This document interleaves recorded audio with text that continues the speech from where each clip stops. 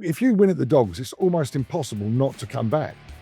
And it's true. I mean, I remember, the first night at White City, I had £2 and lost it. My mum lent me another £2 and said, if I don't you this £2, blah, blah, blah. And my last bet was 1100, was £2 on Lordsbury Pride at 11-2, trap 5, S5 at White City, won 2 1/4 lengths. I bought all the Jay's pizzas for everyone. I felt like a king. We've been taught for 30, 40 years. That's the tote when you go racing as a kid. Don't ever go near the tote, it's bad value. So that's part of that thing. But in reality, when you have a bet and it wins and you don't know what you're going to win, when you get more than you think, brilliant. It's exactly. I believe, Joe, in gambling, this is a very important thing, right? Having no jealousy in you at all. I learned it about women when I was about 12, and I learned it about life in general when I was about 14. But I always believe in the Dr. Dolittle theory, and I always do with animals. And I said to Paul Barber, and this is why he nearly did it, I said to him, Paul, if Denman could speak, and you could go and speak to Denman now in his box and say, this is what the Grand National is, do you want to run in it? He'd smash the door down. He'd say, hey, how do I get to Liverpool, Paul? And Chiquita Banana won the Stewards' Cup at Walthamstow, which was my most exciting thing ever. That was more exciting than Denman winning the Gold Cup. I actually think of myself. So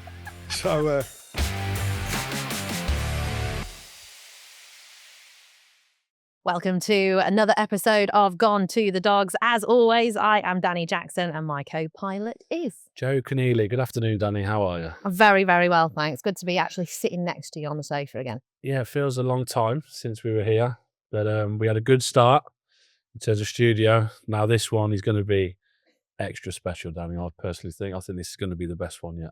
Go on then, Joe. Who have we got? We have got Harry Findlay today, who is a punter, owner, horse race owner. People will know Harry, of course, for Denman in horse racing. He's a fantastic punter, great guy, massive tote aspirations in terms of groundwork that we're going to come into soon. And this is going to be a very interesting and very fun chat. I think there's going to be plenty of laughter here because he's got a lot of stories. I can see him giggling away now next to us. So let's get this show on the road. Harry, thank you for joining us. Pleasure, Joe. Pleasure, Dani. So what I want to do is take us back to who was the biggest influence in your life as a youngster that actually set you on the path that you took in life. No one really. I suppose it was greyhounds themselves. I mean, I was football obsessed from the age of 5, and until 15, I was, nothing else really mattered. And then I started gambling at school, etc., with pennies against the wall and pitch and toss. Same thing, but fives playing football against the wall, literally for pennies. And then other people got into cards, and I never got into cards much at all. But still at 15 and a half, it was just football. I realised then I wasn't going to be a footballer, but I was already thinking about where else I could, maybe when I left school. I know I went to grammar school, but I had no, after 2 months of trying, it was such an environment. Everyone else was trying to be top of the class, and I wasn't. So after 2 months, even at 12, 13, I had no aspirations for a job because I knew I wasn't good enough as a footballer. And then dog racing changed everything. Just watching that one race at Slough, that was it. I was going to be a kennel lad or work in kennels, and everyone thought I was mad, including all the teachers and everyone. But that's what I did, and that's how so that had a massive effect on me. Really, I just sort of switched from football to dogs for a while. Really, just after watching just after one night. So 15, is that what you said to you? They said, what do you want to do, Harry? What do you want to be when you're older? I want to go work in grounds. Yeah. I was I probably had 6 months left in my last year at school. I didn't want to take A levels, because I wasn't going to get any O levels. So you can't, you don't get O levels, you don't want to take any A levels, are you? So yeah. But once I'd met greyhounds before. There was a guy in the village, Terry, who had dogs, and it was Arthur, but he had dogs up at the Common, where they raced at Oxford, I think, as well, where I ended up working. So I'd spent time around greyhounds, and that would have been a big factor of it, and knowing what they were like. So really, yes, within going to the first night and then meeting Terry, and we drove up to Burnham to pick a dog up. I thought that was so exciting, driving out to pick up a dog that he'd bought just to ungraded, and so being around greyhounds quite a lot with him. Yeah, I wanted to be a kennel lad. I remember first night I went to Walthamstow, I'd have been that would have been sort of 2 months afterwards. Probably took me 2 months to find Walthamstow, or less probably. And I remember writing to Gary Baggs and saying, look, I wrote to 3 trainers at Walthamstow, because when you go to Walthamstow, it blows your head off, doesn't it? I had a pound on Harwood House. I went in there with a tin with £6 in it, and my dad's Golden Virginia tin, and I had a pound on Harwood House at 7-2. It won by a head in the first race, and the little race card, and the winning line. I wanted to get the winning line from Walthamstow the same at Lifford, and have the white wooden ball. And when it won by a head, I was right on the line and saw it won. I just thought, oh, £9.50 instead of a £5. What a difference that makes! And so I asked 3 trainers for a job there, and Gary Baggs wrote back, and I wrote a long letter talking about his dogs and this, and he goes, you know far too much about my dogs to work for. He said, you're the last person I want to job. And Gary Baggs, I was there at the meeting before he sadly passed away now, but I ended up working with Rod Markwell for a week in, funny enough, where I live now. Where I live every morning we go into Exeter, or we go up Telegraph Hill. And my job only lasted for a week. Yeah, that's what happened. We was the second or third day I was there. My job was the worst job. I was 16. Yeah. So I'd clean out all the stress. As soon as I got in there, they'd say, oh, they're all the pups. It was like diarrhea everywhere. You go and clean that out for an hour. And the rest of the time was mainly walking the dogs. It was quite near where I lived. And anyway, about the third day I was there, I think I was brushing one of the dogs about 10. There was an owner there who was a bit of a jack the lad, and he mentioned that he owned a dog at Hackney called Telegraph Hill. And I heard him talking to Rod the trainer, and he said he's never won a race at Hackney, never won a race at Hackney. And I perked up and I said, he did. He beat Blue Angel by a short head in the 6.83 Intertrack. I said, he never won in any of the grades, I said, but he did win a 6.83 Intertrack by a short head anyway. I thought I'd done a right good job telling him about his dog winning the 6.83, but next morning I got a massive bollocking. Don't tell our owners about it. So every time I go into Exeter now, I go past Telegraph Hill and I think about the time I got the bollocking.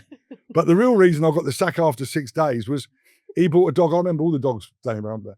He bought a dog called Joe's Gamble that won a big competition at Haringey on a Saturday afternoon, and he paid good money for it then, this trainer. And even before I started the job, I told him it was a screw.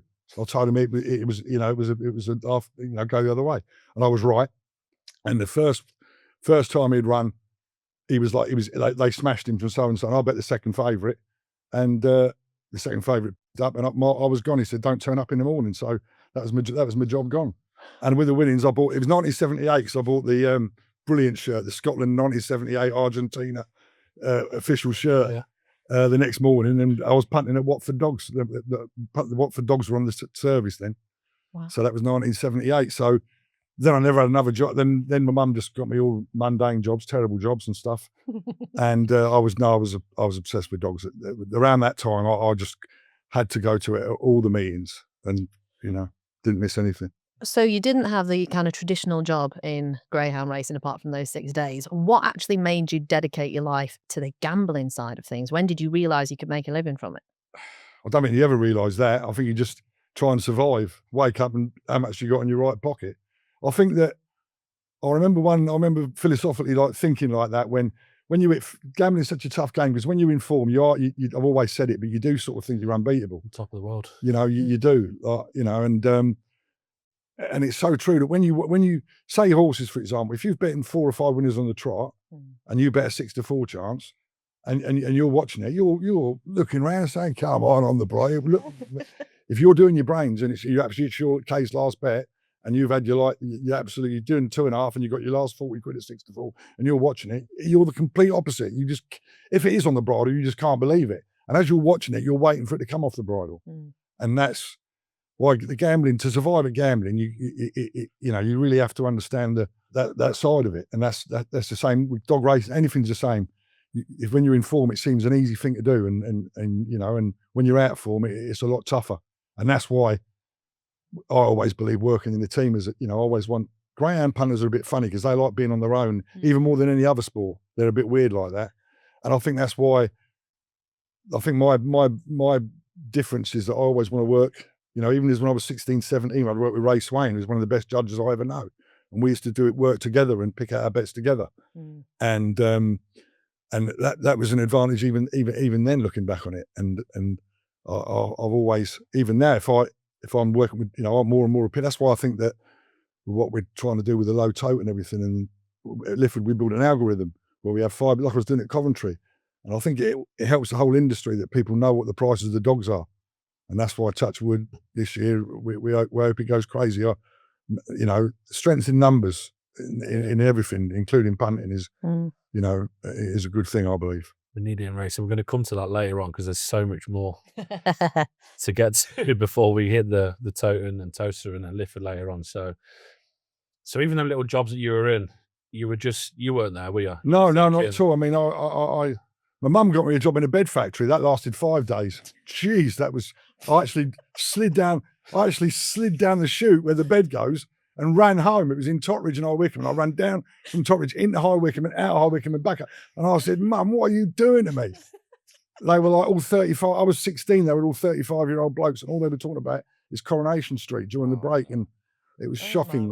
But my mum was one of these people, if you don't pay your rent, and I was kicked out a lot as a kid, you know, if I never had it, you know, and I always felt I let my dad down a bit of that in the early days with, you know, ducking and diving. And my dad died younger, so he didn't get to get a bit of payback, which my mum did, which my mum really enjoyed. I don't think there's anything my mum could have enjoyed in life more than owning horses with Paul Barber, and the way he treated her and the way they both got treated wherever they went was, it was incredible. And I never had to do nothing, just, you know, pay the bills, and ended up most of the horses were rockets anyway. So, you know, at least my mum got the good side of it, because, she, I remember a story with my brother when my mum's Scottish, and that she was a tough nurse, and my brother was Gullible Gordon. That's what the horse is named after him. And my mum used to drop Gordon at one school. We had an old Volvo car, and drop my brother at his school, then take me into town and drop me off. She was a Marlow, who was a nursing officer. She'd drop me at John Hampden at the top of the hill. I remember pulling up outside Brentford School, and my brother says, a bit slow, he says, Mum, I need my dinner, where's my dinner money? So she said, it's in the purse, Gordon. Anyway, he's rummaging around. I can't do a Scottish accent, but he never sorted the money out. And my mum turned on him and she said, Jesus Christ, son, you can't smell money like your brother. and I'll never forget that. And that was just, you know, she'd always, people had to pick something because your mum would always help me, but she, you know, invariably she would. I remember telling her to have a day. She never had a day off work, but there was I believed in the hurdlers too much, Danny. There was a dog called Alton Burton. Alton Burton was a 6-bend dog at White City, and it was in a 6.55 open race at Wembley. And I told my mum to have £100 there, which is a fortune then. It was an afternoon meeting at Wembley. Anyway, Alton Burton was 11 away down to 4 to 5. All the White City boys were on stayer. I bet a dog called House Owl from 9 to 2 into 7 to 4 from somewhere up north, Hall Green, I think it was, or Perry Bar, probably Hall Green. Anyway, House Owl won, and Mum done £100. And to this day, it was one. And what I can't believe is the next race there was a sprint race. My mum, it was a massive thing. In the next race there was a sprinter, and I never should have bet it because I don't like sprinters anyway. And it was anyway. We never should have done it, and she bet 55 to 50 on the sprinter. We used to watch all the races in the Royal Box and watching it. I'll never forget, that was one of the worst bets I ever had. And I still remembered it now. Anyway, he won a short head. The sprinter won a short head. My mum done £50, and I never should have had the second bet. And, you know, that is a typical example of how I can remember, the sprinter's name was Scintilla something, or a funny name like that. But it's, you know, that just goes to show, even at that age, you've got to be so controlled. The bet was the £100 loser and swallow. Yeah. That was it. And to this day, you know what gambling's like. The number of times I think, how on earth did that sprinter win? Because the lesson of life is it gets beat a short head, but it won a short head. So you've done half your dough, but you're still annoyed. Yeah, no, but I was just, even at that, even what I'm trying to say is, even then, you sometimes when a winning bet is a wrong bet, you know, you've always got to, like anything, like football, like do it, you know, as a gambler, even when you get it right, you can still, it doesn't necessarily mean you've done the right thing. So when did you start betting on other sports? Because obviously you started life gambling with greyhounds. Yeah, did you start to diversify? Yeah, good question. Football, really. Football, because football was the one thing I knew more than anything. So I've been studying it since I was 5, sort of thing. So basically, football, punting, and I'll tell you what it was, Dan. It was anti-post stuff. Oh, okay. Still value now. And you still don't change. I'm still betting the same stuff now. I'm going to Glasgow tonight to watch our Flair Club tomorrow. I bet them outright in Europe. And the first bet I had, the great bet I had, was with Pooch. Anti-post football was great. You bet Aston Villa or Ipswich Town was in a I think great battle for the league. Okay. But we had a £200 accumulator, £100 each, with Playboy bookmakers, and it was the 4 cup finals: Real Madrid, Liverpool, Real Madrid, and the FA Cup was Man City, Spurs when Spurs won, and they were beaten in the final with 10 minutes to go. And famous goal. Yeah, famous. Yeah, Ricky Villa and all that. So we both had £100 acca, the 4 cup finals, and it paid out 1,100 quid each, which at the time, Danny, was like. Yeah. I remember we were driving. Alan Kennedy scored the goal, and I know Alan Kennedy now. I'm with him, and he had a stinking night that night. The final was in Rome, I think, and we were watching the game. There was 7 minutes to go, and he played the game all night. And he picked the ball up on the left hand side. I said, "Oh, Alan Kennedy, what are you going to do with it now?" And he just ran right down the thing and smacked it in the top corner. And Liverpool beat Real Madrid, won the European Cup, and we won. We both won. We collected off the bookmakers next day. Playboy, 2,300 quid between us. Oof. That was at Hanger Lane roundabout, me and Pooch. And Ipswich Town, I'll never forget it. Ipswich Town was in the bet. And like I say, Europa Cup, that was UEFA Cup. So we went to the last few games live. We went to Ipswich when they won 3-0. I think John Walk scored a penalty. They won 3-0. John Walk scored. And then we went to Amsterdam for the second leg. And this is of the final, because the final was over the 2 legs. And that was when they invaded the pitch afterwards, and Bobby Robson went mad for all the fans invading the pitch. But I remember we had a massive fight on the ferry. I'm on the ferry over, and I've got my Ipswich Town shirt on, and this bloke just says to me, he says one thing I can't. I'm not good at having a tear up, but he says one thing I can't stand is Cockney Ipswich Town fans, and just went bang. We're on the ferry, but luckily the fella I was with could have a tear up, and all of a sudden, bish bash bosh. But what a 2 days we had, and Ipswich scored in the first minute to go 4-0 up over there, and then it went 5-3. It was one of the best games ever, and that was all from that. That was the same £100 accumulator. So life doesn't change when you're 17 or 63. You're still like and do exactly the same things. Having anti-post bets on football and going to watch as many live games as you can. Nothing changes, Danny. Nothing changes. No. But when you're gambling, it's not always the highs. No, far from it. No, as we said,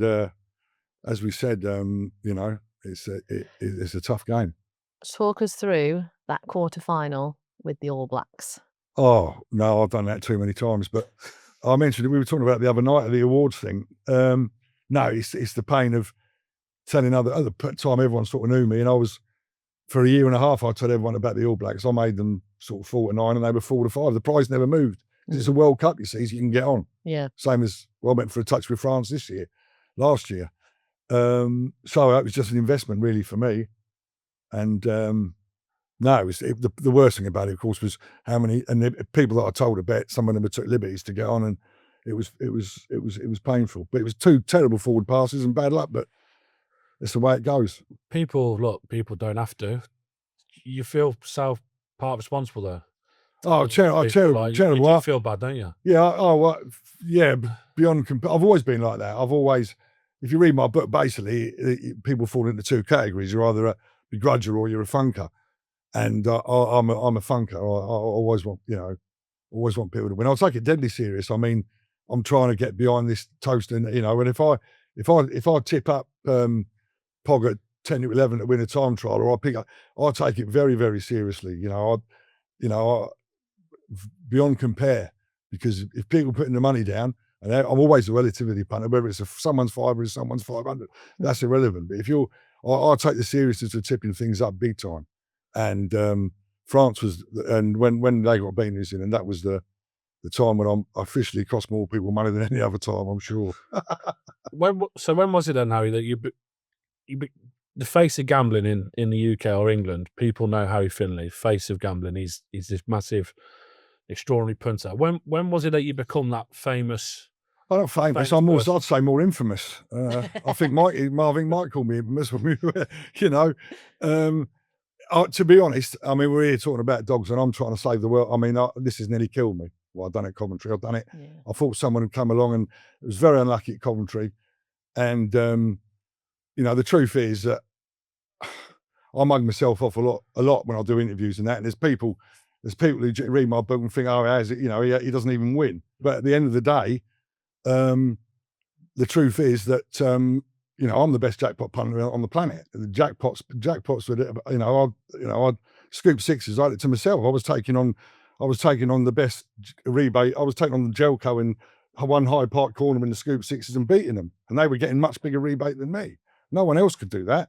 And the only reason I couldn't carry on beating them was because they got even bigger rebate and I got next to nothing. Otherwise, there's no one on the planet can beat me head to head in jackpots. And that's a fact. And everyone's got their own niche. But ultimately, I mean, I was this as number one football, you know, in this world of how good you are. I never talk about it, but at the end of the day, I'm 63 now and it's time to start realising what's going on. You know, I'm mustard. And what we're going to do with this toe is the only thing that can save greyhound racing, because we have to look after the punters. And greyhound racing has had the worst of everything for 40 odd years. It's been treated so badly in terms of value for money.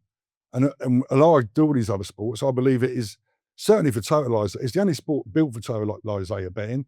And, you know, now we're doing this. Now we've got someone like Mike doing it. Maybe it's time to, you know, make people realise, look, show a bit, you know, we you know, where do they think all the horse money, where's it all come from? It just, especially nowadays, I don't know how normal people survive anyway, let alone someone who does survive without working. I mean, how does normal working people survive now what the government are doing to them? It's impossible.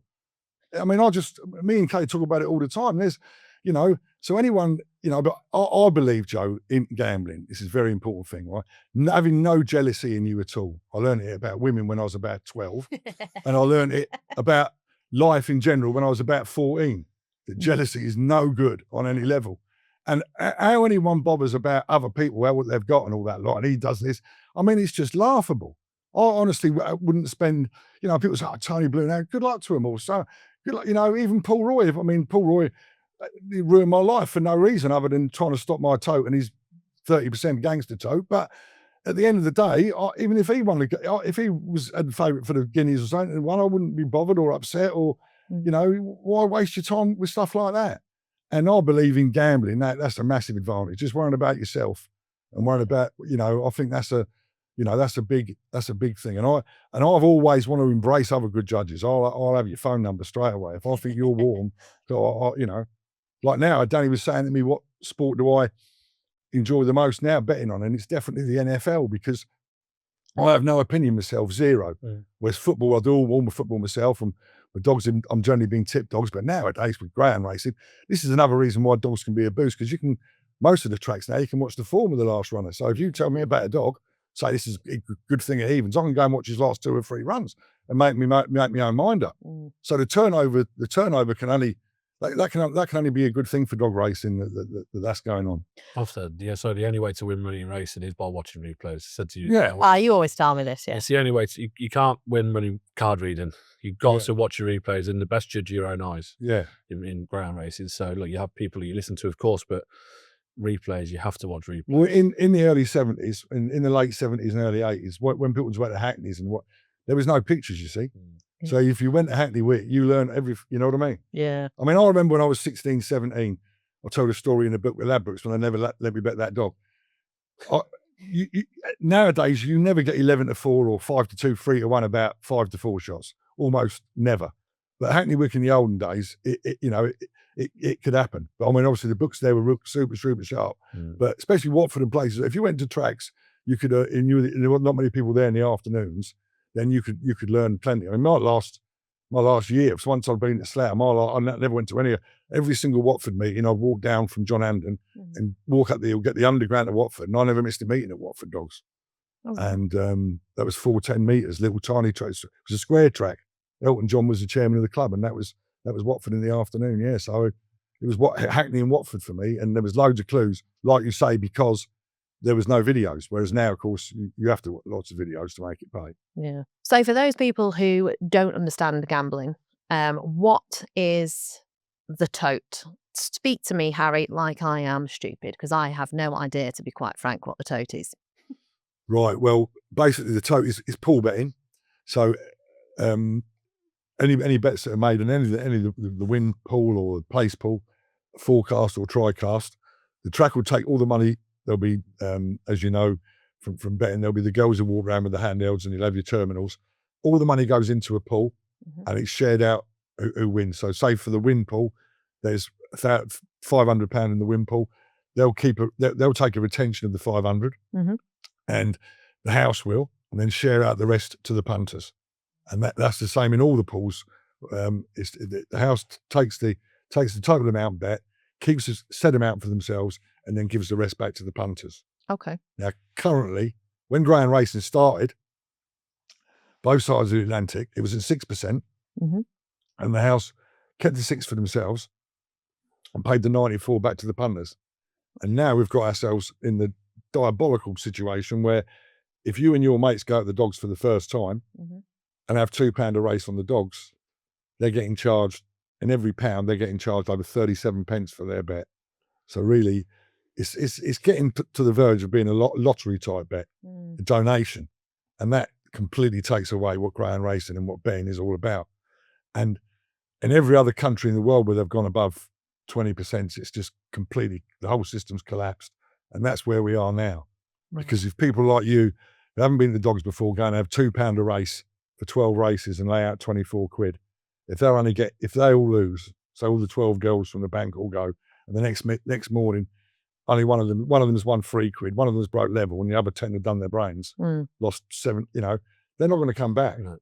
And it's not just the tote betting at a low margin, giving punters value, it changes the whole mood and everything else, but it's the whole knock-on effect of coming back. And if you win at the dogs, it's almost impossible not to come back. And it's true. I mean, I remember, the first night at White City, I had £2 and lost it. My mum lent me another £2 and said, if I've lent you this £2, blah, blah, blah. And my last bet was £2 on Lordsbury Pride at 11-2, trap 5, S5 at White City, won 2 1/4 lengths. I bought all the Jay's pizzas for everyone. I felt like a king. And I know not everyone's going to love dog racing as much as me, but it's very hard to go to the dogs, win money, and not come back. And when people talk about football and people coming back to the dogs, I'm astounded that people don't understand that correlation. That if you let people win, give them a chance, then they will come back. They will come back.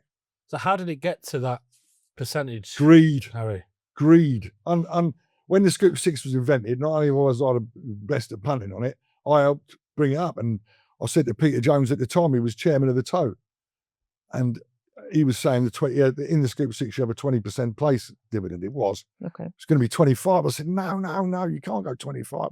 I said, because the rebaters who get the big heavy players who get rebate, I said, they're going to get rebate money back anyway. Every 100 grand they spend, Danny, they get back 12 or something, or even more. And if you're given 25% place, they're guaranteed to get the place because they're having so many perms. So effectively, the big shark is getting, So I actually remember telling Peter Jones, look, bring the place down to 15. He didn't. He went to 20, but then he brought it down to 15. And I was begging with him then to do what we're doing now. And he was a real good bloke, Peter Jones. He was a mate of McCririck's and clever guy. And I was with him and he was in tears. And he said, Harry, they just won't let me do it. They just want the book. They just want more and more and more and more. And in greyhound racing, it's astonishing how bad it's got at the dogs, because it was for decades the number one for value. I mean, I heard all the stories of White City before my time, but they all say at the dogs in Clacton and West Ham and all these dog tracks, you could go and lay a 900-2 about anything that was 4-1, any dog. So that could be your day's work. Imagine that. Yeah, that'd be your day's work. Go to West Ham and lay 900-2, a dog that's 4-1 everywhere. Yeah. I mean, and it seems incredible, but literally, this toast. I mean, I do believe in the Derby. I do believe that Toaster. I believe that they took £10,000 in the win pool on the Derby final last year. Derby final. Wow. They took £10,000 in the win pool. I think you'll take over 300,000 this year. And if that happens, I know it's unbelievable they done it, but I'll tell you what. Value for money, isn't it? It's more than just that. Effectively, it's like effectively every single dog track is a carpet salesman, and they're all selling these lovely red carpets at £37 a yard. Yeah. And Toaster's going to be selling them at £11 a yard, exactly the same carpet. That's how it is on the math. Okay. But it's more than that, because greyhound punters are the most underrated species on earth. and they will pick up the value. I had a massive guy that goes, when we done it at Shelbourne, he goes, how can I be sure that the prices, well, if we go better than SP, the prices won't be miles out? Yeah. And I said, because they're greyhound punters. I said, and if it's miles out a minute before the off, I said, they'll trim it up and bring it nearer right. And that's greyhound racing will flourish. It's the one sport, and Toaster's the one place, and the Greyhound Derby's the one time. And everyone's got to support this. I mean, because you literally are going back to early 60s stuff when people are going to put £200 on dogs at even money, and the price isn't going to change. Yeah. Because, we touch wood, the technology will hold up. It's a solid old system in there, and we'll do everything we can to get it right. The technology boys are coming over 3 times. Now we're even talking about on April the 20th. Yes.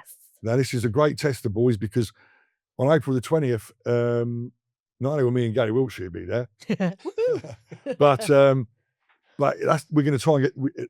We should be able to get that one on the 10% low margin tote. And as we know, you see the runners in that, you've got the best dog race probably on the planet. Well, definitely.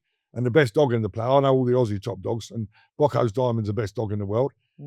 Now, I've always been a believer in low margin tote, and there's no better way to find out if it works than stick a free entry on. Easter Sunday. So Easter Sunday now, I mean, if you've got the saucepan lids or anything, where's somewhere to go, free entry, best dogs in the world, best dog in the world, and a 10% tote, which hasn't happened for almost 60 years. And it's great for me. It's a one-off night, and then the Derby starts, 10 days later, more or less the next week we'll have it. It'll more or less continue, because we want to have some test runs before the Derby. But Joe, I can't envisage this. I can't believe that come the free heats of the free heats of the Derby, Thursday, Friday, Saturday, I'll be very disappointed if punters don't turn up with their, not being big money, but small money, teners and fivers and pounds. But I'll be very disappointed if there's not guys turning up with a bag of sand in their pocket to have like 100s and 50s on a dog, on the tote. And not just on the tote, because it makes a strong market. I fully expect there to be dozens of punters there on the Betfair, looking at the Betfair, looking at the tote prices, which I know Mike's going on and beyond to get as many. You're not going to be looking at, like at Romford, 1 to 7 and 5 to 4 and 15 to 2 and 3 gaps. You're going to be looking at, 9 to 2 the field in a tight race, and you're gonna. It's a proper thing. So I fully expect the punters to be doing what I'll be doing, and I'll be having a Betfair, I'll have my fixed odds, and the tote, and you just even, at the end of the day, for 40 years, no one's bet on the tote. No one. You can't tell me one single person watching this podcast that's had more than £15 win on a tote dog bet in their life. And at Toaster enjoying the Derby, there'll be loads of people having hundreds on. And who knows what can happen. But I know what I want to happen. I want it to be 30 times the amount instead of 10 grand, 300 grand, because then we have no doubt that other tracks will follow. Yeah. And, the GRI have got a CEO called Tim Lucy. If it wasn't for him going 12.5% at Shelbourne, Toaster wouldn't have happened. Yeah. Because, that was what done it, because, Mike's a businessman, and he says, well, Shelbourne's gone from 22.5 to 12.5, and they've got 7 times more win bets in the pool. Toaster's going to go from high 30s to 11. 10 with the maths makes it a little bit more than 10. Yeah. So in real terms, you're talking about something that could change the face of the sport. And funnily enough, I spoke to Tim Lucy at the awards up in York. And that was when the news broke, really. Mike sort of told everyone what we were going to do there. It was pretty obvious when we were sat next to each other. I think that SIS and ARC and everyone worked it out. And Tim Lucy was the first one to, come up to me and say, if it doesn't work at Toaster, it won't work anywhere. No. And he was spot on.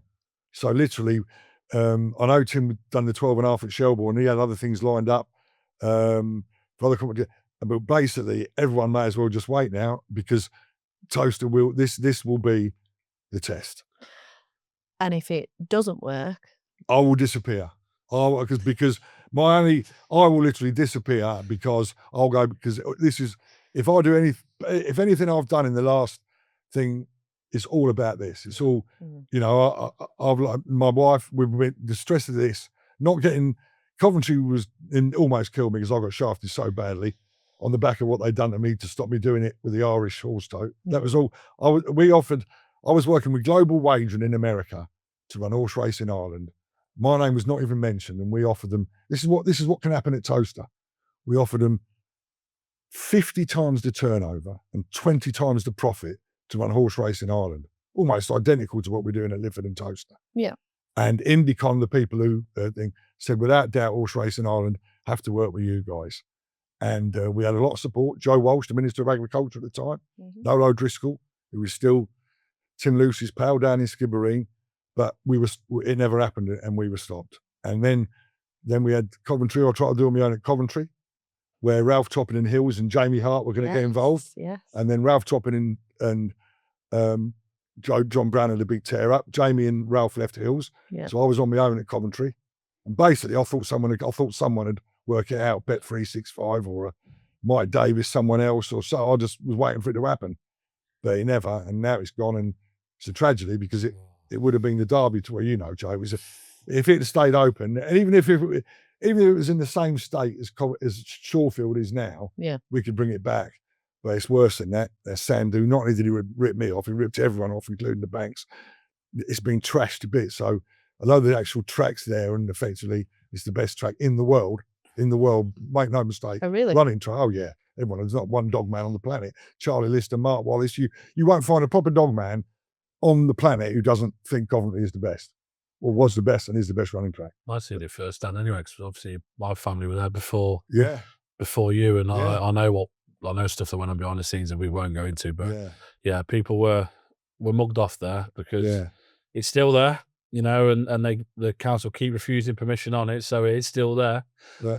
And it was the best track, and if that was still open now, that would have every big competition. Oh, and that's why I did it. But I made the biggest mistake of my life. I leased it instead of buying it, and that killed me. And I trust, you know, I'm a trust.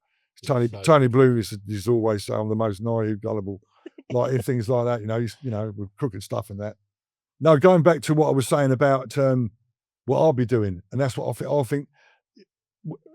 The great thing about the tote betting is, when it works, I think it will be a big strength for the fixed odds. Okay. Without any doubt, and that you'd have the choice of the three markets, and that's the perfect thing. And there is only one tote in Australia. You've got the problem with four totes, and the reason they can't all go together is because of the rebate system and all that lot. But with ground races, we have no rebate, so really is a level playing field. Your girls from the bank who have the £2 get exactly the same treatment as, you know, Burnham Allen Terry with a total account and all. There's no advantage to anyone. It's a total level playing field. And ultimately, for the industry itself, especially the algorithms we were doing, and we will be doing at Toaster, I think like Ben Keefe and Star Sports and all the fixed odds firms, they price up the derby every year. But I think not only will they take more, I think they'll make the books slightly tighter. And I think everything will work together. I firmly believe that. We've got a big sponsor at Hills, a big company, which people said we wouldn't get that fixed odds, and they will use our algorithms that we use for the tote to have fixed odds prices. So I actually believe that the punters will have three choices for the first time ever. Bet Goodwin, JR Racing, Maiden Derby. We've got the Time Juvenile. We've got the Star Sports Derby. It makes it healthy competition, doesn't it? In this, it makes it so much better for Ben, for Bet Goodwin, every betting firm there is. Yeah. There's nothing worse, Danny, when you bet on a tote and you go on a family night or whatever. You have your tenner on, you can see it at 3-1. You have your £10 on, all of a sudden it goes 1-4. Yeah. You go, I'm just being completely ripped off here, aren't I? Like, you know, this is going to make it so much better for industry, for tote backers, for exchange backers as well. You know, it really is healthy competition, isn't it? The thing is, Danny, was it a guy we met at Romford the other night, and he told the story of his genuine story, obviously. Nice fellow, I liked him, Buster or something.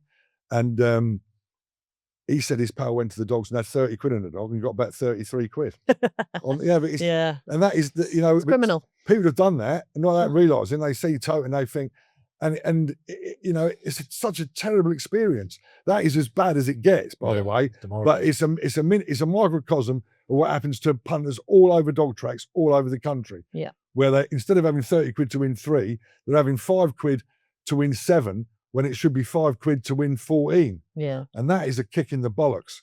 And it happens all the time. And what we do with the 10% toe is the complete opposite. And, you know, you'll get all these people say, people like to know what price they get.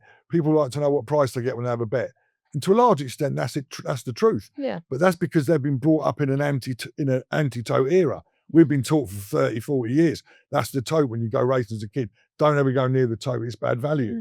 So that's part of that thing. But in reality, when you have a bet and it wins and you don't know what you're going to win, when you get more than you think, it's brilliant. It's exactly.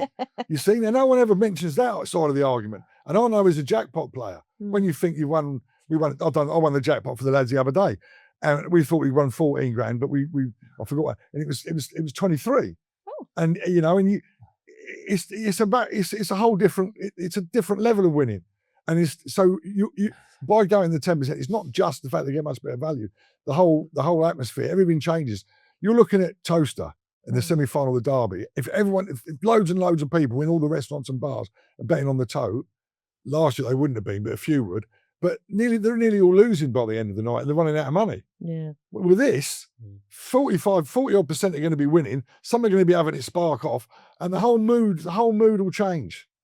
Yeah. You know, you have that £20 TriCast do 2 field for £1. You're looking at the screen. You go, I can't see them on there, but I can see 33s, 50s, and it comes up. You get 200 quid. Honestly, it's like on a smaller scale.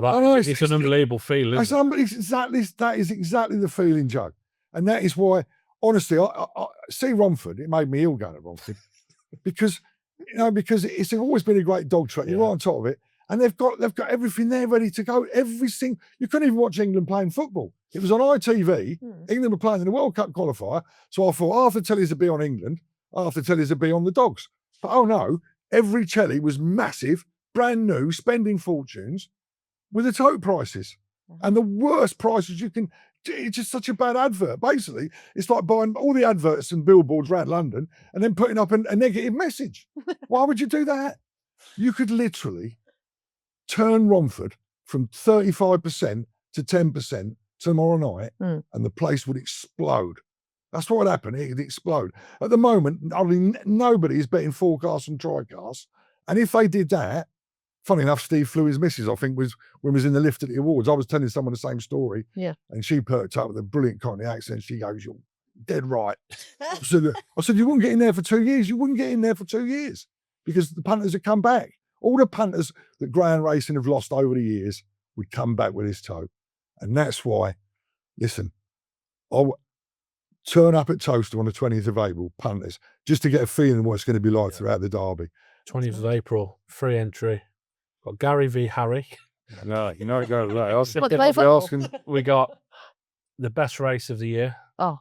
Arguably could be better than Derby final. We've got the Bear Goodwin Joe Racing Maiden Derby final. It's Easter Sunday. It's Bank Holiday weekend. Hopefully the weather's good. Hopefully the weather's good. There is no reason, Harry, for anyone not to be at Toaster a week Sunday. No, and turn up with a bit of readies to bet on the toe. That's the most important thing. That is the most important thing. Now, we're going to talk more about your life now, because obviously after Coventry, things took a bit of a turn. And then I think Kay, who is a bright spot, or the brightest spot in your life, has brought you out of what happened after Coventry. And what I wanted to know, actually, Harry, is how did you two meet, should I say? And how did how did this relationship kind of blossom over the years? Well, a miracle how we met. We met the day of the Hillsborough disaster, which was, and otherwise it hadn't been the Hillsborough disaster, I wouldn't have met her because we went up at the last minute. We used to go to Sheffield every year for the snooker. It was so good, Danny. I mean, I remember when we used to drive up, they used to see the signs on the motorway, how many miles to Sheffield, 130, and we used to shout the number out because it was so, when you're 18, 19 and you go to the Crucible and you go to the nightclubs with Jimmy and Nosey and all, it's just crazy stuff. It was, snooker in those days was just, the first time you go to the Crucible, and the first night I was there was Mike Hallett versus John Spencer, the old player. and we all lumped on white. All the faces made Hallett like a 11-10 chance, 5-4 chance, and he was 5-2, 9-4. But he got beat. Spencer beat him 10-8. But I just remember thinking, I want to go here for the rest. I want to come here for the rest of my life. So every year we'd go to Sheffield. The year I met Kay, the year of the Hills disaster, I wasn't going that great, and I was good pals with John Parrott, and the draw come out, and he had the best draw ever. But he played my mate Steve James, great fella Steve James. He looked a bit like me. Me and him were good mates. And he was a danger. He was a real danger. So the draw after that was incredible. If he beat Steve James, he literally had to get to the final, John. He couldn't. So it was the best each way bet ever. So with a snag of playing Steve James in the first, you wouldn't believe what happened. So I've had £1,000, I had £1,100 each way or something like that on John Parrott at 10-1 or 11-1. Then you're getting half the odds. So I'm betting John to get to the final at 5-1. And in those days there was less hedging. So if it had got beat by Steve James, I'd have been really it would have knocked me sideways. I think I might have had a saver on James outright at 150 or something each way, but Parrott had to win. And if he did beat Steve, I knew he'd be in the final. That night, Parrott beat Steve James on a respotted black. Parrott beat him 10-9. And I can't wait to tell you how exciting those first round matches at the Crucible used to be. They were so intense, and some of the great games for Henry and anyway. Parrott won the respotted black to beat Steve James, and if he'd have lost, me and my mate were driving back home that night, gone. But we couldn't get a hotel because of the Hillsborough disaster. The hotel we stayed in was the hotel where Kay was, and that was the only reason why we were still in Sheffield, because John won, and that was on the Friday night. The next day was the Hillsborough disaster, and I still wouldn't have met Kay, but because of the Hillsborough disaster, nobody went out that night. Nobody went out. Literally, everyone just stayed. It was the most horrible thing. And me and Crop were just staying. We just stayed in the hotel room. We said we won't go out. So we got to eat. So we said we'll just eat in the hotel. Just have a chicken Kiev or whatever it was. And Kay was the waitress, and we didn't say nothing because no one spoke to you. No one was chatting up anyway that night. But Kay was the waitress. And then about 2 days later, I come back from the Crucible just about winter, and literally she was going out of the hotel and I was going in, and I kept asking her, she wouldn't go out for a date, but she said, if the snooker finishes,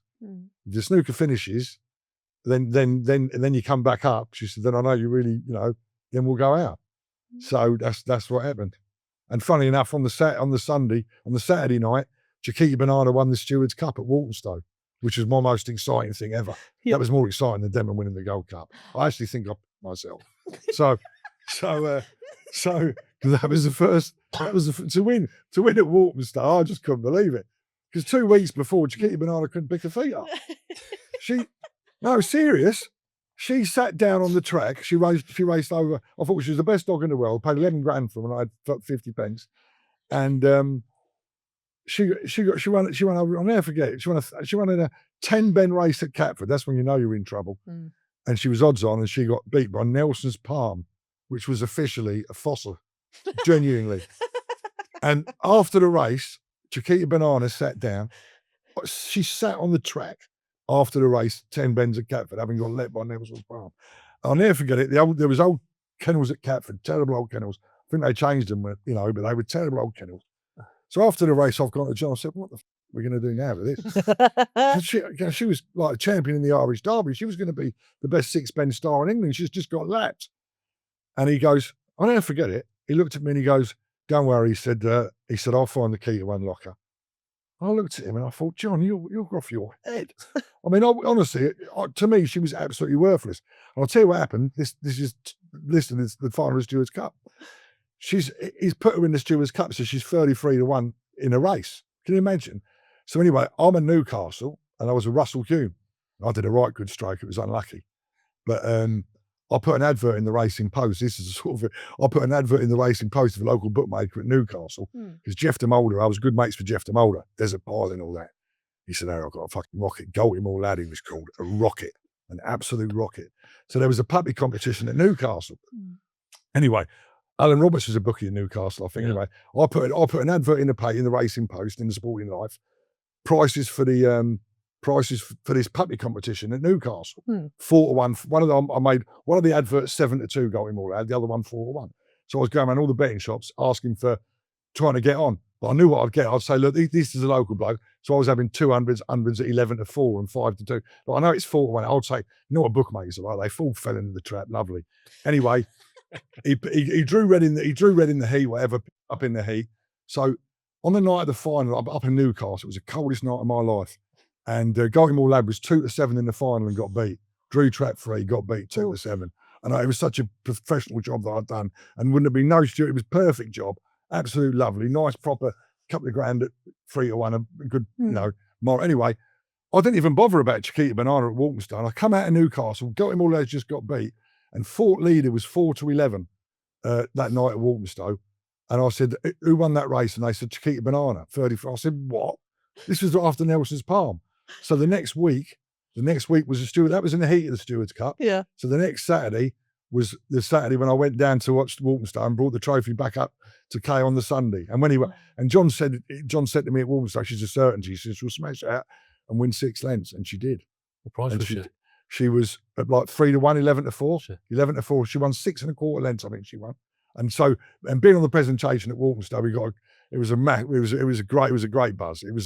I was so excited. I was so excited. And then of course on the Monday she went to Wembley. So I took Kay down to Wembley, famously on the Monday. And she was even money that night, and I would have bet her at 4 on, and I told everyone, and she did. She broke the clock.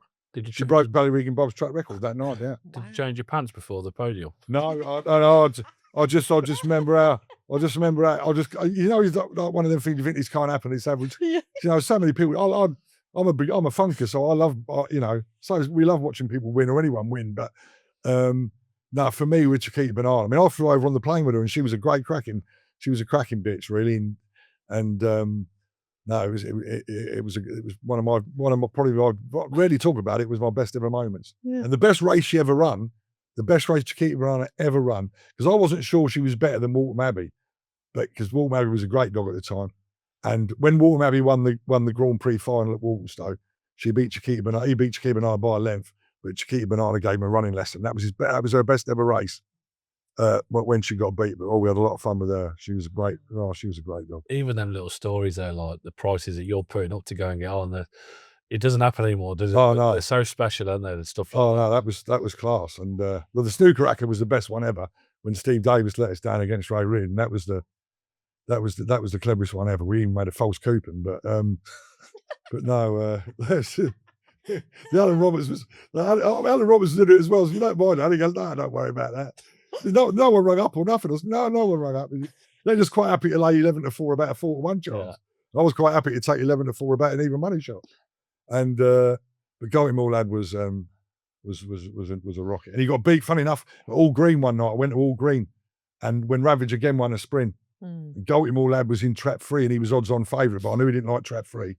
And I went there and got a nice little readies for nothing on the double. And guess what the dog was who beat Galtimore lad that race in that night? Galtimore lad was odds on in trap 3. I knew he wouldn't want 3. And there was a young dog in trap 6 that I knew was a rocket. And he was 11 to 4 and a 9 to 4. Probably one of his first or second ever races. Phantom Flash. Well, fastest dogs I've ever seen. And then Ravage again won, and I got a few quid. And funny enough, that night I was on the sleeper, and I'm on the sleeper tonight as well. And that's you never know who you're going to run into with a dog in a maiden race. No, you don't. Never. No. You mentioned him about 5 minutes ago. Taught us about Denman. Oh, Denman went out just lucky to, it's just amazing story. But what was the most impressive, the Hennessy or his Gold Cup? Oh, the Hennessy top weight. I mean, listen, people laugh at me. I think in the Gold Cup when he won by 5 lengths, I think he was going to win by 50 lengths. Yeah. His high exploded. So my relativity of it is different to anyone else's. He was never the same horse afterwards, but he was a freaky horse. Yeah. And his personality, I mean, even Paul Barber, who's a proper horseman, Paul Barber never went anywhere in Denman without a stick. Because Denman was a real lad. I remember in the summer there was 5 of them in the field, and Denman was the boss of all bosses. So, and the best moment was with him was when we won the second Hennessy, and I was in, and Ruby, me and Ruby had a bit of a clash at all times, really. And the one time we really never was when he won the second Hennessy. And I was saying how great it was and what he'd done and everything like this, and Denman was, and Ruby actually knew that Denman was loving it all. Yeah. And that was the only time I can really remember Ruby thinking, fair play, you Harry, and this is, because it was all so true. I read this, the atmosphere, the people that fall in love with racehorses, and everyone was enjoying it. And if someone said to me, what's the one thing you like? I mean, I remember reading this story about Gordon Richards, the jockey in the 50s. And he went to, I think it was Chepstow or somewhere, and he rode all 8 winners. Frankie's won the 7. We're going to meet Gary, funny enough. I'm pretty sure, I might be wrong, but I remember reading about Gordon Richards riding all 8 winners at a race meeting. And he was in Wales, and he sung a song afterwards, and everyone was there. And I even get, and I just thought, well, imagine what it was like, There was no internet in those days, and you had to be there. You had to be there to be a part of it. And when Denman won that second Hennessy and that happened, that was the most special moment for me. A small little group of real racing fans. The horse himself, he'd just done it again, and he was that sort of horse. He'd never, he was a real lunatic horse. Great character. All great ones are. Before he died, I think he was hunting the week before he died. And everyone all the people who come into contact with him later just loved him. And I genuinely think he was hunting. I think he was hunting and jumping walls literally days before he died. But to be involved, you have to pinch yourself a little. I remember a couple of times thinking, this is a bit, it was only mum's horse, and how lucky we were to get him, because so many people could have had him. Yeah. But he had a wind up, you see. And Paul Nicholls and Paul Barber genuinely think that's a positive.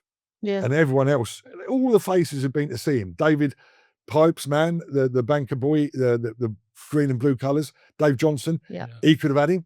Didn't want him because of the Hob Day. Henrietta Knight fell in love with him, and she'd already won 3 go. Henrietta won 3 go. If it hadn't been for the wind operation, Henrietta Knight would have had Denman, and she might have won 8 gold cups on the trot. Wow. Who knows? I bought Long Run. I bought Long Run when I still owned Denman, and they reneged on the deal because I was going to send it to Nicholls. Oh, really? I bought Long Run, yeah. And the Claude Charlet put me in the Long Run, and Andy fought with Hugh Thomas, who puts his hands on all the yearlings I was buying, all the horses. Sheikh Mohammed's man. Yep. I got him in to see Long Run after he won a race in Orty, and he come back. He's got hands like shovels, and he come back. He said, "That's the finest horse, national run horse I've ever laid my hands on in my life." And I bought Long Run for 320,000 straight after the race. And then the vet's son come in. He said, "You've got to keep it with this trainer for another 2 years or something." They were horrible people, and we ended up with no deal. And I ended up buying the 2nd and 3rd. We knew how good it was. Yeah. I ended up buying the 2nd and 3rd out of the race, and they both ended up with a wind problem. One of them was with Tim Vaughan. So you never know. You never know. Henrietta Knight could have won 7 gold cups on the trot, but so could have I. And everyone thought it was a miracle that I won 1. Because Denman, over 3.25 miles, Denman against Court O'Star, round Cheltenham. Court O'Star is 1 million. 1 million to beat Denman at any time over 3.25 miles round Cheltenham. By the same token, Denman is 5 million to 1 to beat Court O'Star round Kempton over 3 miles. So, but anyone who doesn't realise that Denman was in a different level over 3.25 miles at Cheltenham to Court, he doesn't understand horse racing. Those 2 tracks are chalk and cheese, though, Yeah, of course they are. That's what I'm saying, but everything's relative. And if you talk about Court O'Star is a 10 times more versatile title than Denman. He won a Tingle Creek at Sandown. Yeah. Imagine Denman trying to win a Tingle Creek at Sandown. So, but for what they were, and I would have definitely gone for the national with Denman, even though it was hard in those days. And Paul Barber nearly did. Nicholls didn't want a part of it. But I always believe in the Dr. Dolittle theory. And I always do with animals. And I said to Paul Barber, and this is why he nearly did it. I said to him, Paul, if Denman could speak, and you could go and speak to Denman now in his box and say, "This is what the Grand National is. Run me. Do you want to run in it?" He'd smash the door down. He'd say, "Hey, how do I get to Liverpool, Paul?" And Paul Barber didn't disagree. And that was when he nearly did it. But, when his horses, all his horses are buried in his garden, even when they should, Really? Oh yeah, he all his horses are, it was horrible when he died as well. He died a horrible death. Not as bad as his brother, who was a lovely man as well. Richard Barber was a lovely man. A massive funker. I remember bumping into him at Taunton, and I'd lumped on a real skinny one of his, real short, and I had a lot of money on it. A bit like Denman at Bangor with Christian Williams. And Richard Barber, we were watching it in the box with his brother, and Richard said, "What have you had on this horse?" He nearly shit himself. He honestly, he was petrified in case his horse was going to fall. It was a hurdle race, no fences, but he just so wanted you to win. And there's so many good stories about Richard Barber and Paul Barber, and but they're both gone now. So, did you enjoy the rivalry with the Corto Star? And how it was a healthy, respectable rivalry, though, wasn't it? Yeah, it was good. It was good to be a part of it. I mean, it was probably the best. You know, it was great fun. But as I said before, it was the tactics for Paul Barber was the best part of it. Yeah. The tactics for Paul. There's a few times we've had enough with Nichols, because I was getting, to be fair to Paul Nichols, he was having a lot of people telling him lies about me. A lot of people. And there's a bit of a clash. But the number of times, there's a good 3 or 4 times where I went down, and that's it. I'll go to Paul Barber's for breakfast first, and we'd have one of Marianne's breakfasts, and Paul would he'd say, "We'll be all right."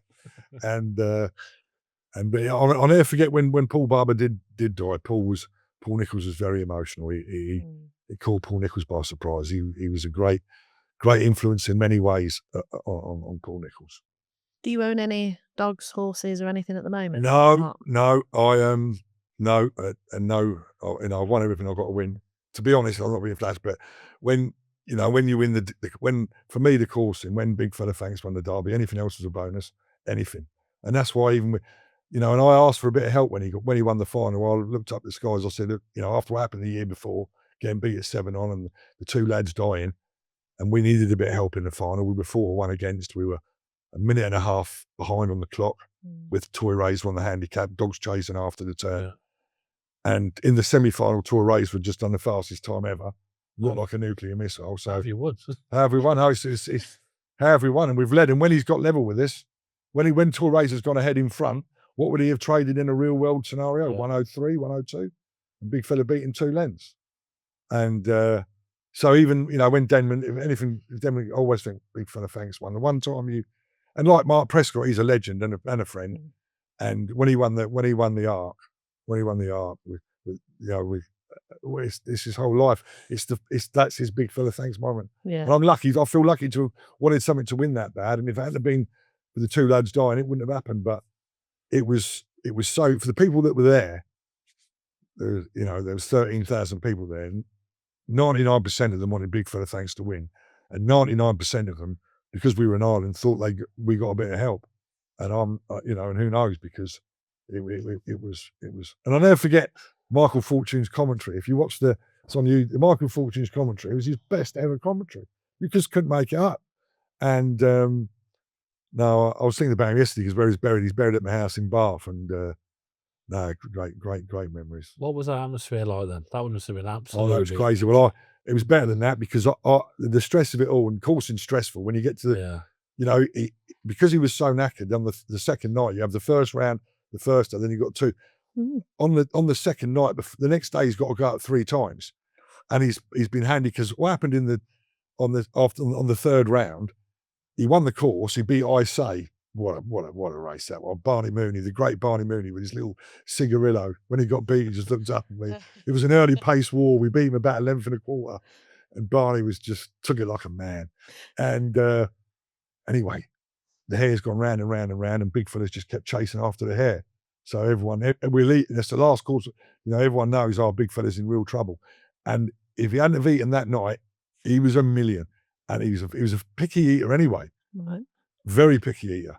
And literally, it was 11 o'clock at night when we got chicken into him, like all the fatty bits, all the arses and greasy bits of chicken fried up. And literally, it wasn't till 11 o'clock. We literally took our own, because he was a funny bugger, we literally built a kennel for him at home and in a transporter.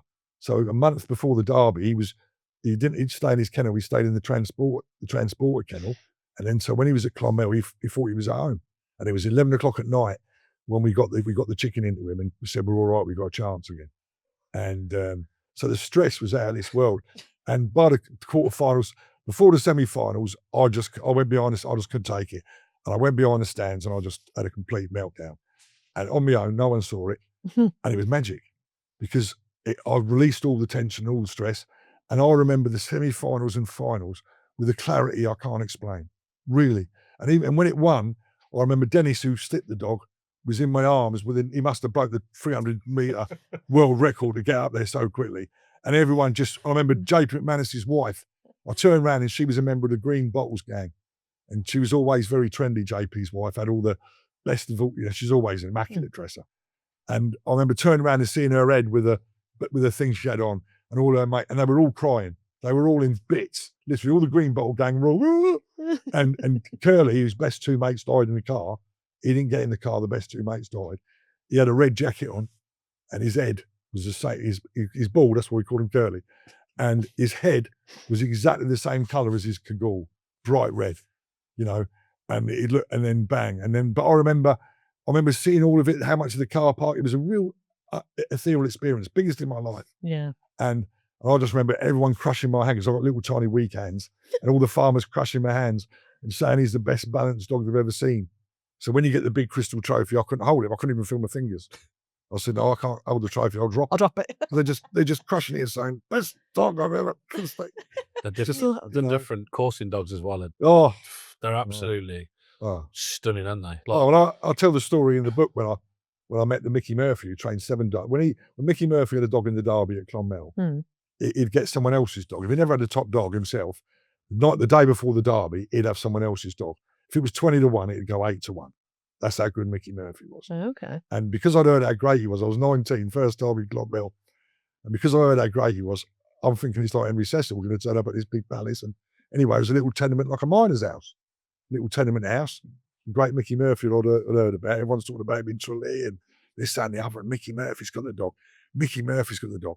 So we've walked in, little tiny house, the little Catholic church thing on the thing, lino, kitchen looks like, the total little tiny normal house. Anyway, I'm going, well, this is a bit weird. Anyway, next thing, open the door, bang. It was 3 kennels, boom, boom, boom, all metal, stainless steel, spotless. And there was 3 coursing dogs, all of them in the Derby, obviously. About 2 days before the Derby, and they stood there. And I've never seen anything like it. Oh, the pictures. Oh, because they're so much bigger. They're 95 pounders. Well, some of them are. Big fella was 94. So that, and they were all dogs. There was no bitches. There was 3 dogs, and I remember thinking, I just couldn't believe it. The only thing that compares here, I'll tell another story, boring people to death here, but we don't often, when we wrote the book, we didn't tell any stories about the wins. And I met Billy Ball for the first time at Romford. And the first thing he said to me was, what about Escalido? He said, I can't believe you didn't put it in the book. What made me think of Escalido is them 3 dogs of Mickey Murphy's, because he said, oh, it's such a coup. He said, what you done? He said, he didn't know all of it. And when I told him that, I enjoyed telling him. But that was the same thing, because we got a dog, Jimmy Barry Murphy, the coursing legend. He said, the Dumfries have got a dog, Harry. They want you to, it's a proper rocket. Aeroplane, bit nervous dog, aeroplane. Escalido he's called, the chosen one. Great name. So he wasn't called Escalido then, but he was an unraced pup, but that's what I called him, the chosen one. So anyway, we got him to the kennels at where we were on the golf course. First time we took him out anywhere, he literally got so excited just going at the end of the yard. They did warn me about him, but he got so excited going at the end, just the end of the garden in the van. Literally froth had been bubbling out of his mouth. I've never seen anything like it. Crazy dog, Escalido. So anyway, we knew he was a rocket.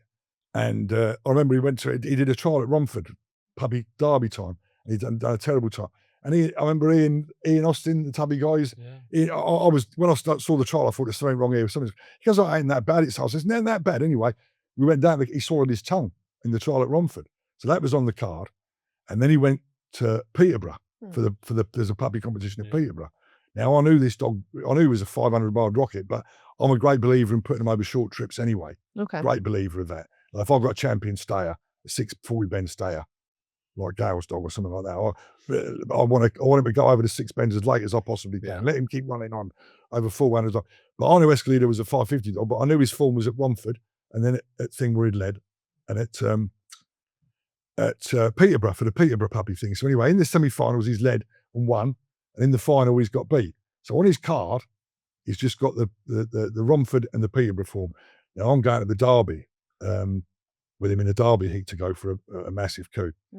Anyway, what I'd done was we had him in Anna. We give him Chris Lund, who done all my dogs. He won flying winner. He's one of the best trainers ever. Great fella. So Chris Lund said to me, between us, I think, I can't remember whose idea it was, but probably mine. But I said, Chris, I said, take this dog away, because that was the end of the season. Bring him back for the derby, and we'll have a proper touch with him. And what made me think about it was Mickey Murphy's 3 dogs, because I was I completely forgot about Escalido, and we were busy because it was such a good time with Don Cuddy up there and me, and we were flying around the Champions League games. We were on the hoop, and so I forgot. So anyway, I'm at the side of the house, and all of a sudden, Chris Lumber stood there with a dog on a lead, and it was just like a brindle. I've never seen anything like it. And all he said was, he's ready to go. He's ready to go.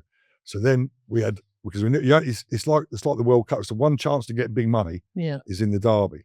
This is the time I put the £1 million up on Betfair. So anyway, Don Cuddy's there, and Don Cuddy's the mentor. If Don Cuddy tells you to do something, you do it. So anyway, we're planning the coup, and I've said, look, we've got to sprint. We've got to go straight to Wimbledon. We just got to give him sprints at Wimbledon. Don Cuddy went mad. He's dead now, so I can tell the whole story. He said, you can't do that.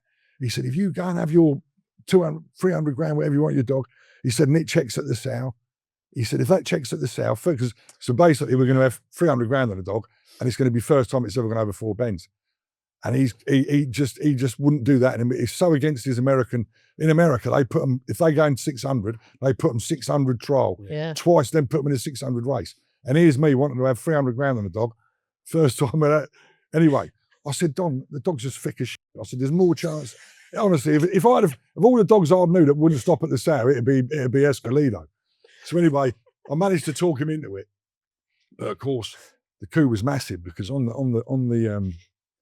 the card, it's all got leaders form, nothing that makes out what he is. And I've had him, I know what he is. And so anyway, he was 11-8 with all the firms, 11-8, 13-8 with all the firms. And I think I put up £1 million to bet him on Betfair at evens.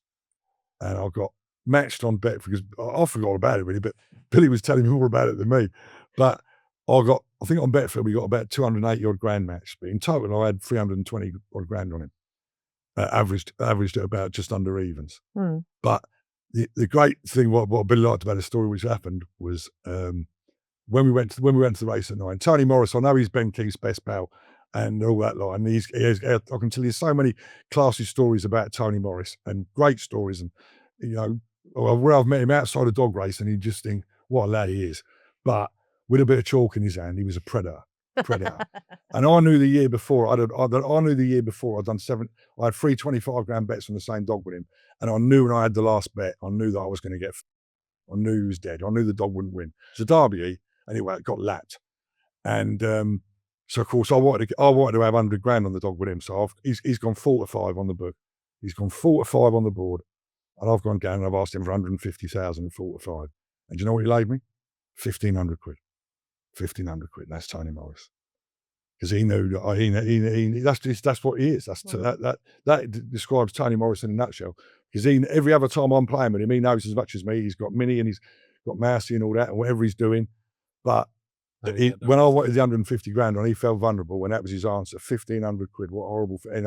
How he ain't laid me 25 grand or even 5 grand, but he laid me 1,500 quid. He knew. I mean, he must have smelt it. But the great thing was, well, in running, because they bet a dog, which Billy said reminded me about, called Count Delignite or Count Dynamite or something. They went for a massive touch in the same race and betting from 14s down to 7 to 2. And of course, on the card, Escalido doesn't stay. Escalido's a doubtful stayer, because all he's ever done is sprint or 420 Peterborough or Romford. Never been sighted over 420. Anyway, this Count Delignite is a 6-bender, and it's turned second. So at the second bend, we're at Wimbledon on Derby. I've got 330 odd grand on. And at the second bend, I've got all these, the whole lot of them, it's like an army. They've all gone, how far? We were about 2.5 lengths in front of it at the second bend. And as Billy says, Escalido won 7 1/4. Won 7 1/4 and was like 10 to 1 to win the Derby after the race. Just went mental. Wow. Just went mental. And did you look around it all? I told the even better story. There's only one story that relates to it, and this is the great Ballyregan Bob, my favourite Ballyregan Bob story, because I believe in grand racing that strong finishers, when they turn second, if I'd have been on Count Jelly Night, I'd have been the same. And the only one that was better than Count Jelly Knight and Escalido, and very similar, was at Hackney Wick in the heats. You'd have loved this story, at Hackney Wick at the Guineas. And Rose Drapers, I see she's on your film. Well, they're great. The Drapers are top dog people. They talk me about pigeons and everything. Oh man, Al, but they're great. They're great dog people. And they were shit hot for a touch anyway. They had a proper dog called Hot Primrose, and they brought it down from Hackney Wick. They'd lined it up for ages, and it's in the heat of the Guineas, 523 metres at Hackney Wick. And the number of faces that were there on those days, the Guineas heats or one of those big competitions. Yeah. Anyway, Hot Primrose was back from 14s or 12s, whatever, into 9 to 2, 4 to 1. And the only reason it wasn't back from 14s into 2 to 1 or shorter was there was a dog from Hove having his first run away from Hove called Ballyregan Bob. And at the second bend, Ballyregan Bob was literally about a length and a half in front of Hot Primrose. And Hackney Wick, the whole of the Barry Draper firm, the whole of the Sheffield firm just went, oh, the Primrose, hellfire the Primrose. And Ballyregan Bob beat her 5 1/4. Ballyregan Bob beat her 5 1/4. And I've seen all the top dogs, America, Ireland, France. I haven't actually in Soissons, but Australia. And Ballyregan Bob was the governor. And he was a freak of freaks. He was like Michael Indurain. He had a heart twice the size of any other dog. Yeah. Same as Michael Indurain, the cyclist. And what other champion? I had a big row that he could have won the Derby at Wimbledon 480, but he'd have at White City. But the fact was that Wimbledon made him vulnerable with a toe injury and didn't go. But he literally could have won a Derby over 480, and he genuinely stayed 820 metres. I mean, that is just not possible. That is not possible. And everyone knows his best race was when he beat Ballintubber 1 at Walthamstow, when he couldn't win. When even I bet against him. Everyone bet against him, and Ballyregan Bob still won. That was it. That was the night. Leaving Walthamstow that night, I knew that. And so did John Poulter, the dead bookmaker. We both said that night that's the best dog that will ever live. Yeah. Would you have had more satisfaction out of watching him or watching Skurlo Chango last to first? Because he was beating the very best around. Oh, he was. Oh, listen, there's the famous one when he beat Jet Circle. And people often talk about Kay. Yeah. Kay went through. Kay's had it easy compared with Carol, my girlfriend, 7 years before Kay. And I still watch it. I watched it last week when it beat Jet Circle, the Ledger winner. That was the time when he went the biggest price in running. And I'd promised Carol a holiday. We ended up going to Rio, which was the place at the time, absolutely. But only place I've been scared in my life, that in Sao Paulo. But I'd promised her a holiday forever and ever and ever. And she took the time. She was at M&S and she took the time off. And I had the 1,400 quid or whatever. And I took it to Wembley to back Skurlo Champ. And that was the night it beat Jet Circle. And if there'd have been no me and Carol, there'd have been no Rio or nothing if Skurlo got beat that night. And you watch it on YouTube, that night he genuinely was beat, because when he come for he got stopped twice between the 5th and the 6th bend, and he's got a Ledger winner in front of him. Yeah. And I just thought, oh my God, I've done it again. I've ruined it. I thought I was going to die. And when he won, Danny, I promise you, I won. I didn't win. No, I wasn't the owner. I can tell you what shirt I was wearing. I can tell you what shoes I was wearing. And I can tell you I was shaking for about 20 minutes after that race. Because I watched it right at the top of Wembley, which I don't normally do. And I literally did myself that night. But he got me out of trouble. Again, so I liked him both. Before Rio. You changed your pants before you went to Rio. Oh dear, I loved them both. But when they had the race against each other, sadly I predicted what would happen. I predicted that Skurlo would lose. I actually half got no money out of it. You couldn't see it. No, I should have been, because how could he? Because one was the best, one was a Derby dog, and Skurlo Champ, when he got beat by Covenham Lass at Wimbledon, a short head on the Derby final night, he almost lost sight of the hair then against Covenham Lass. So how's he going to see the hair against Ballyregan Bob and there was other two lunatics in the race as well, two proper 600 tools. Trackman was in it. That's what he did in that Skurlo Champ, didn't he? You just said you were shaking for 20 minutes. Ballyregan Bob was, look, I'm going to dominate and that's going to be that. Yeah. He made the hairs on the back of your neck stand up. Oh, they both did. Them Raws, even I watch them by now regularly because it's just, that was racing. Like, the Raws, even when he's like 10 behind still. Yeah. But you just see him switch that gear and you know he's won. Like, it must have been unbelievable to be in them crowds at that time. Hove, I remember John Poulter again, he was a bookmaker, the Jack the Lad bookmaker of the Rolls Royce. And I remember when Skurlo Champ won at Hove, he got up and beat, not smart to see it now, beat another real good staying dog. And Skirlow champ won a neck or something, and when they crossed the line, he was going so fast you couldn't even tell he definitely got up. John Poulter turned around. So he said, I don't know who's won. I don't know who's won. He was just going so fast, and he beat real strong dogs from miles back.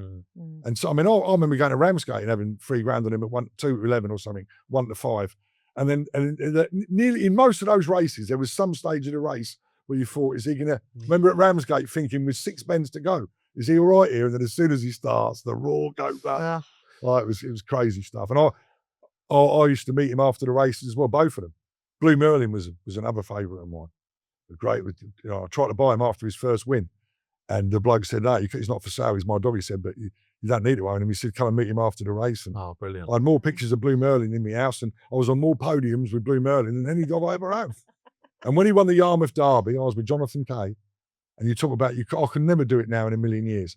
I bet him at 9-2 and 4-1 to win the Derby. I was still it to Jonathan Kay just before the air was running. I said, I'll get 96,000 if this wins, when Blue Merlin wins. I said, and if it gets beat, I'll pop the pit and he won 1 1/4 shit. But I mean, those days, because in those days your anti-post was all there was no hedging, no Betfair or nothing like that. And that's how much faith I had in dogs. I had 90 odd grand if he won, and if he got beat, I literally had like 10 grand or in the whole world. Yeah. And it's just fascinating to hear, the highs and lows, and we're ending on a high there, I think, because we have got to wrap it up, Harry. I mean, there's one more. I know. There's one more. Go on. How do we get back to them days? Well, the tote. The tote. No, this is. And let's finish on the tote. How do we get back to it, Harry? We need it. I'll tell you now, and I mean it. It was the only sport invented for tote betting, and now with a Toaster Derby, we've got the best. Exactly the same as Lifford. Now we know that from January to March in last year, with low grade racing, S5 sprints, low grades, worst weather, less than 200 people turning up at Lifford, they were betting 8 times more per head than the punters were turning up at Shelbourne. They were spending £20 per head, and the Lifford they were spending 160 on the tote, and that is purely because that when people are having tenors and 20s on, they're getting a great return. And literally, we reckon that we know that over 80% of the punters that were turning up in Lifford between January and March last year were spending €165 per head on the tote. That is a fact. Now, Toaster is going to be an absolute, it's the greatest experiment ever. As Tim Lucy said, if it doesn't work there, it won't work anywhere. But I'm asking punters, I'm telling punters, this is it. So on October, I'll be there on the 20th with Gary. But if you're nearby, they're the best dogs in the world. Come and see what a 10% tote's like. Look into that camera and tell them. Come and see what it's like. Yeah. Because you're going to experience something that you haven't done for 60 years. But when that's going to be Sunday afternoon, and it'll be interesting to see the figures. But when the Derby itself starts, I believe the Grand Derby is the best sports betting event in the world. Oh, yeah. Strong. Chris Burt's already told me to put up a dog. I'm skinned. And in the last 3 years, I've bet 3 dogs to win big money because I've fallen in love with them. And another one, the last one got to the favourite, King Memphis last year, wasn't it? Yeah. 33 and 25. I bet the other dog to win 40 grand when I was skinned. Swords Rex? No, the one of Jimmy Fennick, like the trainer I love up in Newcastle. One of the Ice on Fire. Ice on Fire, yeah. I did that as well. Ice on Fire. He won a race on one of your meetings, and his price never moved, and he was still like 25 and 33, and I made him about 10. And I remember Jimmy ringing me in tears when he broke down in the trial. Jimmy Rum, that's all you need, isn't it? You're absolutely skinned. You bet a dog to win over 50 large, and the trainer rings up and he's in tears. I thought there's not a lot of upside to this call. He said he's broken down. I went, whoa, and so have I. But, and of course, everyone has the each, like I say with the tote, but it's the best betting event for fixed odds. Each way, the quarterly odds, the first 6. Chris Burt's already put one up at 66, and anything like that. First and second round, by the way. First 6. Yeah. Until the last 48, where you go first 4. Yeah. You get the first 6 for the second round as well. And you're talking about the best dogs. And I just believe that no one who goes to dogs for so long has had a bet 20, 50 quid on a dog to win. And I really ask the punters, because I believe that Toaster will be such a success in the Derby we were saying earlier, getting a bit cocky, 10 grand becomes 300 grand. Well, what happens if it does? What happens if it's even more? Yeah.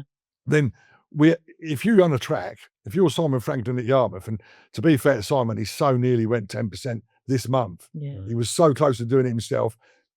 He was hoping to do the deal with BritBet or ARC and but I've told him, I said, don't worry about it. Do the deals after it's a success. Yeah. And I wish he'd have done it because look, the weather's turned. He's got his Saturday nights in April. You just cannot believe, no one's going to Yarmouth on a Saturday afternoon to bet on the tote on the dogs. They would do. There was 2 marathons there this Saturday. If he had a 10% soap and advertised it, he's going to have holidaymakers outside his track from now right the way through till October. A gold mine. Yeah. And I believe that the success at Toaster will be bigger than 30 times.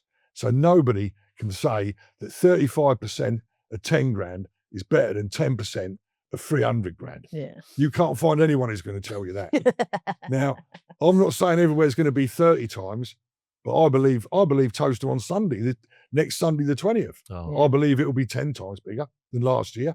And if it's free entry, which it is, and the best dogs on the planet, which is running, and the best race of the year, go and test it out. Hopefully the technology will hold up. We're doing, Mike's we got the team coming over, flying them in 3 weeks on the trot to try and get it right. Yeah. Because the scary thing is, if we're right, I'm not on my own. I'm not the only decent man with the odds that believes it can happen. If we're right, please don't ask me what I think we'll take next year at the Derby, because it's going to be a game changer. And when people talk about getting jackpot bets and what can you do, first of all, you've got to get people back greyhound racing. And that is Romford, Yarmouth, tracks like that will follow Toaster for sure. Yeah. And then when it catch, and we've got Ireland, GRI bang on side already. I'm touch wood, but I'm 99% sure that Lifford is going to be on SIS on the Friday night. It's the same time as Toaster starting, because we're top of all the metrics, and the Friday night, they've got 3 tracks chopping and changing. It ain't working. And thanks to going to that awards do, I luckily bumped into Derek Free, who I hadn't met before, and he totally understands what's going on. Mm-hmm. So I'm fully expecting next month to have Lifford and Toaster banging away, showing people, what great. And I think it's a bit of a coup for SIS, to be honest. Yeah. And who knows? We'll find out, because this is the one thing that has the potential to save the sport, to get people back through the door, to get people punting. And I'm really excited, because if it hadn't have happened, I would have, if it hadn't have happened at Toaster this year, I'm just not sure that Lifford would have had enough kudos on its own to change it for the sport. And I never have believed that I got the chance to find out if I'm right or not. And I'd have gone to my grave a very, very bitter man because of that, a bit like my father's son. And now it's different. Now, if Toaster's a bag of and we take less, the same as 9 grand as they took last year on Derby final night, I'll be humiliated, I'll be gutted, but I won't be bitter. No, because you tried it. I've tried it. Yeah. It's like having your brains on Steve. When I used to have my brains on Steve Davis, Danny, in the old days, I used to think it was like finding it on the floor. Yeah. Finding it on the floor. And when he got beat, I never moaned. Even if I was penniless, I never moaned, because I thought it was a certainty. I thought he couldn't get beat. Alex Higgins at the Coral UK, Dennis Taylor, 7-0 down. Joe Johnson beat him. And the Nugget was 6 or 7-0 up. But when you do your brains, you got it wrong. Yeah. And that's what, if Toaster doesn't work, we said to Mike, if Toaster doesn't work, I'll shake your hand. And that, only if it, June the 14th. If it ain't, and we're working with people who've got the same ideas. Tim Lucy, CEO of GRI. If Toaster doesn't work, it will never work anywhere. Yeah. But what happens when Toaster does work? I'll tell you what will happen. Galway and Cork, they'll go the same. And when Galway and Cork go the same, then Cork will just go bang as well. And ultimately, so everyone knows exactly what the plans are, if Toaster's a massive success, Cork, Galway, Yarmouth, if it catches on, it's only a matter of time until the horses try it. Yeah.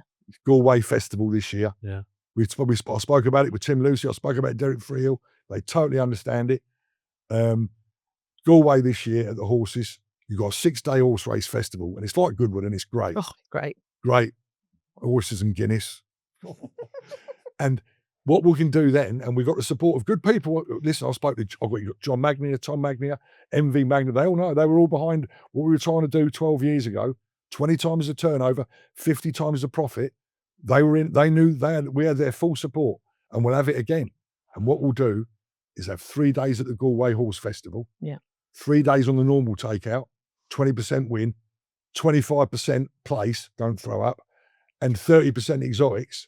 And we'll have 3 days on the same as Lifford and Toaster, 10 win and place, 15% exotics. And then you look at the 3 days, how much they take with a big, and the 3 days with a less.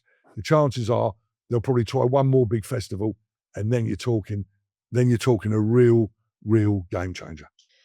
So it looks like we're going to have a sea change.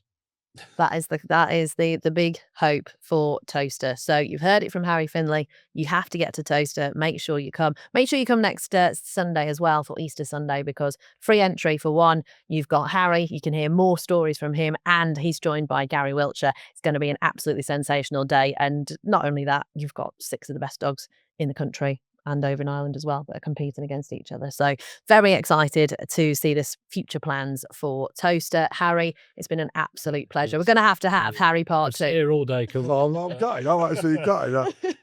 No, it's been brilliant. Thank you, Harry. This was so good. I'd love to tell you some more. Some of the Don Cuddy stories were just amazing. And you know, Danny, we talked about Escalido, the nutcase dog. Yeah. We had him in the Irish Derby, and he got to the quarterfinals of the Irish Derby. That was a sad story that night. But the 5-6 weeks of training Escalido with Don Cuddy, I stayed at his house with him and his wife, and we'd go out on the beach, and we literally, he's 80-odd years of age, he'd literally drive his car along the beach with the dog out the lead, galloping on the beach every other morning. And I remember looking at Escalido, and when Don come behind, Don walked behind the hedge, and I remember, all I remember most about it at that time and Escalido was, and Don was the greatest man who ever put a lead in a dog. 5 dogs in the American Hall of Fame. No one else had more than 2. Wow. And nobody liked him. What a man. He had about 7 match races in Florida, and all his dogs won by like 15 lengths and 12. So it's a freak of a trainer. But I remember that dog Escalido, he was a bit thick and a bit excitable. But every time he saw Don Cuddy, he thought, you could see the dog thinking, what am I going to do today? what are we going to do today? And that was, of all the times I've had with the dogs, the most fun time I had was with the great Don Cuddy. Harry, thank you. And if you have enjoyed our episode here on Gone to the Dogs, make sure you like, subscribe, leave us a review as well if you can. We are Gone to the Dogs.